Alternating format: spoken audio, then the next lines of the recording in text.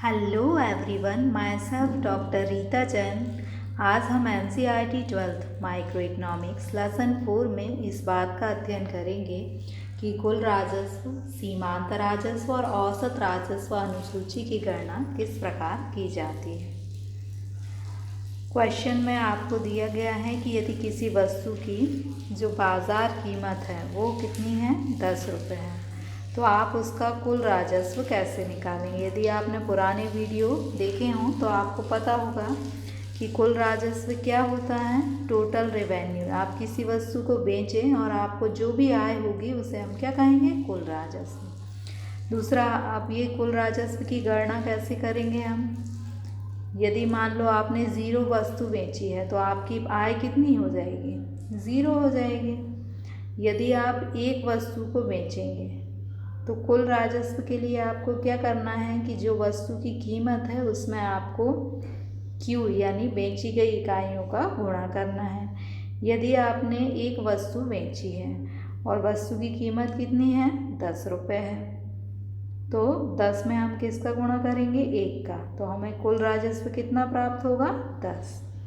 अगर आपने 2 वस्तुएं बेची हैं, है ना, तो वस्तु की कीमत कितनी है, 10 रुपये, और आपने 2 वस्तुएं बेची हैं तो आपका कुल राजस्व कितना हो जाएगा, 20 रुपये हो जाएगा।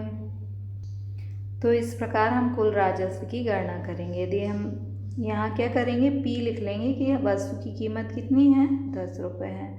ये जो बेची गई इकाइयाँ हैं इनका हम गुणा कर देंगे।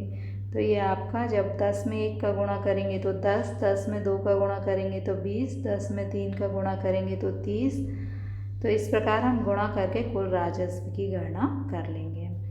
अब MR मीन्स होता है सीमांत राजस्व, यानी सीमांत आय आपकी कितनी है। सीमांत आय का मीन्स होता है कि आप एक अतिरिक्त इकाई बेचें तो आपकी जो आय होगी उसे हम क्या कहेंगे, सीमांत राजस्व। जैसे आपने 100 वस्तुएं बेची और आपकी आय कितनी हुई, 100 रुपये। अगर आपने 101 वस्तु बेची और आपकी आय कितनी हो गई, 102 रुपये, तो अब आप बताइए 101वीं वस्तु की आय कितनी होगी। 102 में से 100 को माइनस कर देंगे तो हमें 2 रुपये पता चल जाएगी कि 101वीं वस्तु हमने कितने में बेची, 2 रुपये में। तो यही क्या है, सीमांत आगम। सीमांत आगम मीन्स अंतिम वस्तु से प्राप्त होने वाली आय या किसी वस्तु की एक अतिरिक्त इकाई के विक्रय से प्राप्त होने वाली आय। अब सीमांत आगम निकालने के लिए फॉर्मूला है TRN minus TRN minus 1। TRN का मतलब होता है कि जिसका भी हमें सीमांत आगम निकालना है, जैसे मान लो हम पहली वस्तु बेची है तो TRN क्या होगा, 10 होगा। इसमें से हमें TRN माइनस 1 यानी इससे पिछली वाली इकाई से कितनी आय हुई है उसे माइनस करना है। 0 आय हुई है तो 10 में से हमने 0 को माइनस करा, 10 मिला। अब यदि हमें दूसरी इकाई के समय TR निकालना है तो दूसरी इकाई की MR निकालना है तो दूसरी इकाई की TR कितनी है, 20। 20 को हम यहाँ लिख देंगे। पिछली वाली इकाई से प्राप्त होने वाली आय कितनी है, 10, तो इस 10 को हम यहाँ करके माइनस कर देंगे तो हमें 10 मिल जाएगा। अगर हमने तीसरी वाली इकाई की MR निकालना है तो पहले तो हम तीनों इकाइयों की TR यानी आय कितनी है, 30 रुपये, ये हमने यहाँ लिख लिया। अब 2 इकाइयों से प्राप्त होने वाली आय कितनी है, 20 रुपये, तो ये आय हम क्या करेंगे, माइनस कर देंगे, तो हमें केवल तीसरी इकाई की आय 10 मिलेगी। अब चौथी इकाई में यदि हमें केवल चौथी इकाई से प्राप्त होने वाली आय निकालना है तो पहले नंबर हम क्या करेंगे, चारों इकाई से प्राप्त होने वाली आय को यहाँ लिख दिया और 3 इकाइयों से प्राप्त होने वाली आय कितनी थी, 30 रुपये, तो इसको हमने क्या किया, माइनस करा, तो हमें केवल चौथी इकाई की आय 10 रुपये मिली। तो इस प्रकार TR की गणना हम करेंगे। MR की गणना करने के लिए हम क्या करेंगे कि TR को हम लिख लेंगे और इसके बाद फिर हम क्या करेंगे, जो पिछला वाला TR है उसको हम क्या करेंगे, माइनस करेंगे। जो पिछला वाला TR है वो उसमें से क्या कर देंगे, माइनस कर देंगे, तो हमें क्या मिल जाएगा, MR मिल जाएगा। जिसका हमें TR निकालना है पहले नंबर, तो उस TR को MR जिस भी इकाई का निकालना है तो पहले नंबर उसके TR को हम उठा के लिख देंगे और उसके बाद उसके पिछले वाले TR को क्या करेंगे, उसमें से माइनस कर देंगे।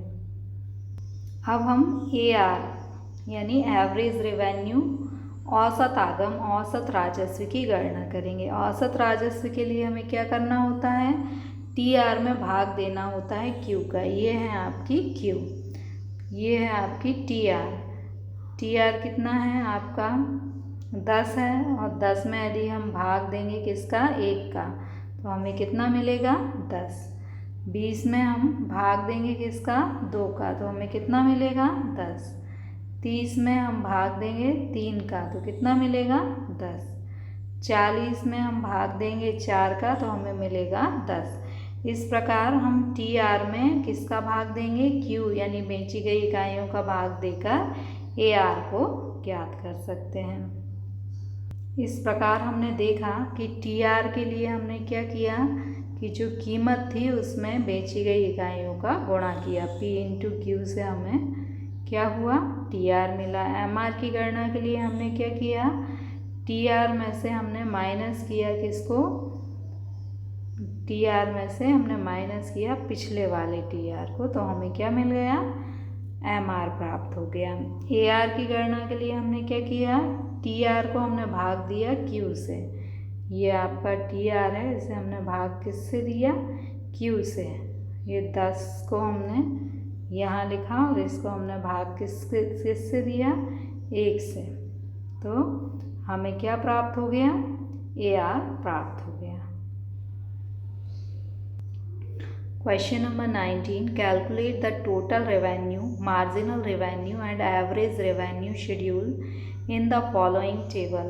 Market price of each unit good is 10. Market price यदि 10 है तो आपको TR, MR और AR की गणना करना। What is TR?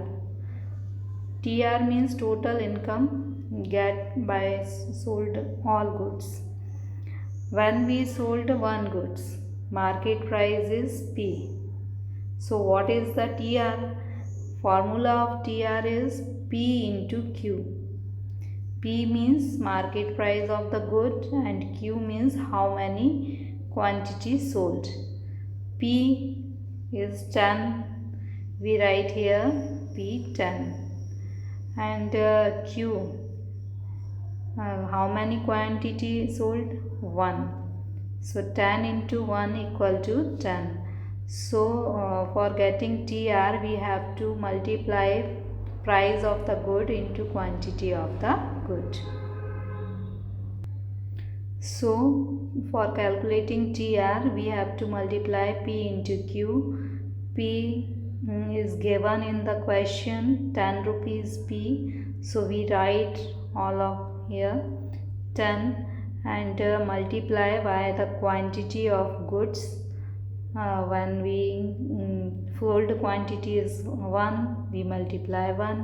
Sold quantity 2, we multiply 2. Sold quantity 3, we multiply 3. In this way we get TR. How we calculate MR? MR means one more unit we get revenue from sold of one more unit or last unit. So formula of TR is TRN minus TRN minus 1 means we write TR here, then we minus TR, last TR, 10 minus 0 get 10. Then TR equal to 20, we want to get MR, so we less last TR. Last TR is 10. This is minus. Write 30 here and minus this 20 here. Write 40 here and minus 30 here. Write 50 here and this 40 minus here. In this way we can calculate MR. How we calculate AR?